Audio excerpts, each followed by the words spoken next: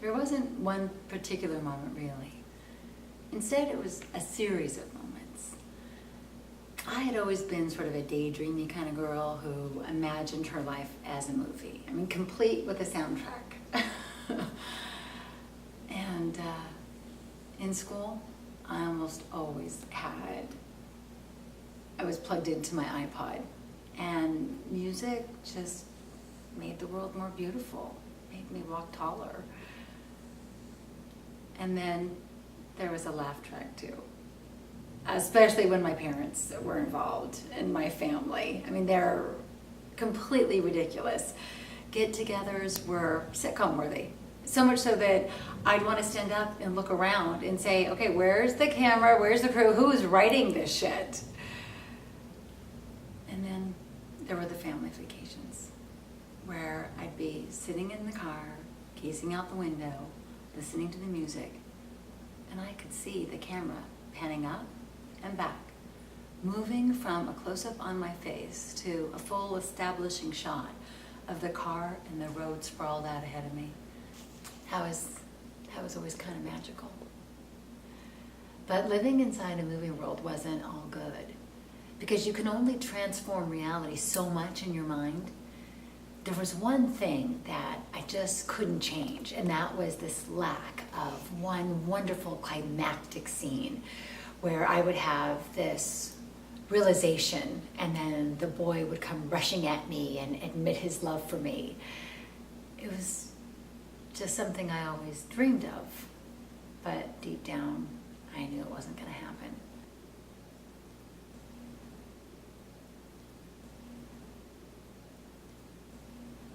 The truth is, there is no climax to your life. It's just a series of moments. And that's why there was no aha moment when I knew that I wanted to be a filmmaker. It's just something that sort of crept up on me.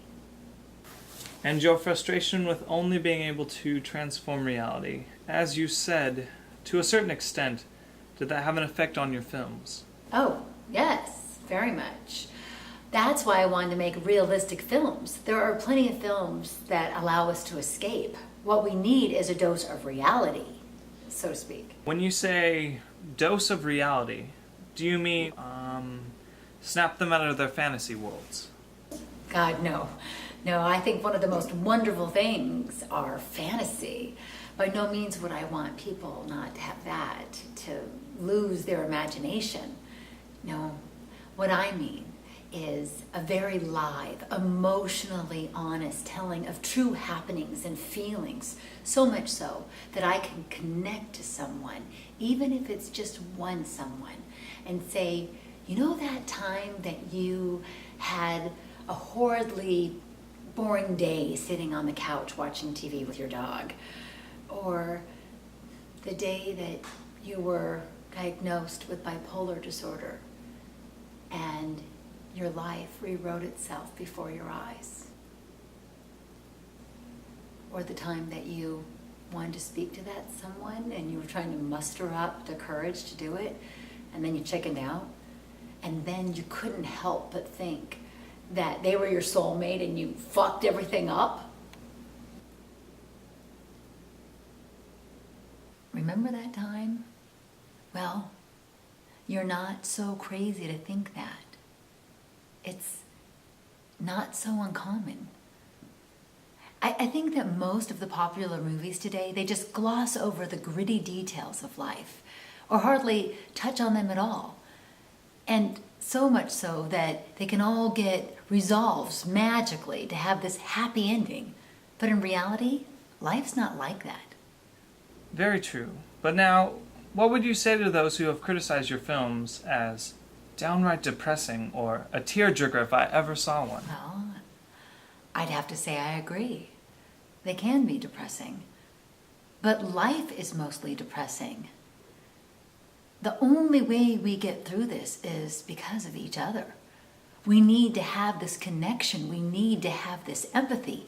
And I believe that we can get this from a film that's real. That's a wonderful use of film. Yet, if life's so depressing, why not create escapist films? Relieve the pain. Well, that's a good question. I guess to that I'd have to say yes, why not? Perhaps one day I will. But for now, I want to be the one who protects young girls from having their hopes too high, and guys too. Because growing up, waiting for the next big climax to come around the corner that's going to change my life and give me the happy ending was one of the hardest experiences that I ever had. I had to face reality.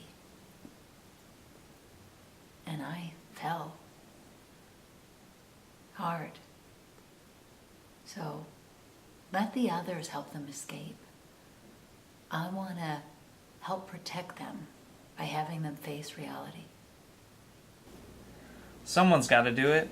Well, we're about out of time, but thank you so much for sitting down with us today. Thank you.